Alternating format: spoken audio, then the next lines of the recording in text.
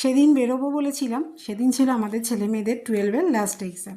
তাই ওদেরকে তো এক্সাম রুমে ঢুকিয়ে দিয়ে আমরা ওখানেই আশেপাশে বসি, কিন্তু সেদিনকে এতটাই গরম ছিল যে আর বসে থাকা গেল না, প্রচণ্ড শরীর খারাপ করছিল। তাই সেক্টর 5 থেকে মানি স্কোয়ার খুব একটা ডিস্টেন্স নয়, 10 মিনিট মতো সময় লাগে। তাই আমরা ডিসাইড করলাম যে ওখান থেকে মেট্রো ধরে সোজা মানি স্কোয়ার যাবো, তাহলে এই রোদের তাপটা আর আমাদের পেতে হবে না। তাই যথারীতি সেই আমরা পৌঁছে গেলাম মানি স্কোয়ার। তারপর আর কি, যেহেতু চৈত্র সেল চলছে, মেয়েদের তো বুঝতেই পারছেন, চারিপাশ ঘুরে ফিরে সমস্ত কিছু একটু দেখে নিলাম। এসব করতে করতে বেশ খানিকটা সময় কাটিয়ে উঠেছি।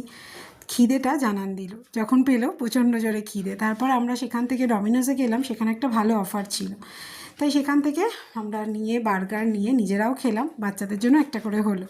তারপর খেয়ে টেয়ে সেখান থেকে আবার মেট্রো ধরে ফেরার পালা। তারপর ফিরে মেয়েদের স্কুল থেকে নিয়ে আবার বাড়ি ফেরার পালা। বাড়ি ফেরার পথে আমাদের এখানে রামনবমীর প্রসেশন বেরিয়েছে, তাই সেগুলো ভাবলাম আপনাদের সঙ্গেও শেয়ার করে দিই। প্রত্যেক বছরই বেরোয়, কিন্তু আমি তো এই সময় বাড়ি থেকে বেরোই না, তাই খুব একটা চোখে পড়ে না। সেই জন্য ভাবলাম যে আপনাদের সঙ্গে একটু শেয়ার করে নিই। খুব ভালো লাগছিল। আর এই সময়টা না চারিপাশে আবার সে একটা পুজো পুজো ভাব মনে হয়। চারিপাশে অনেক জায়গাতেই লাইটিং হয়, গান চলে, এরকম কীর্তন হয়, এরকম সেজেগুজে যখন প্রসেশন বেরোয়, ওয়েদারটা একেবারে অন্যরকম হয়ে যায়। আর এখনও তো সেভাবে গরম পড়েনি, তাই মনে হয় যেন পুজো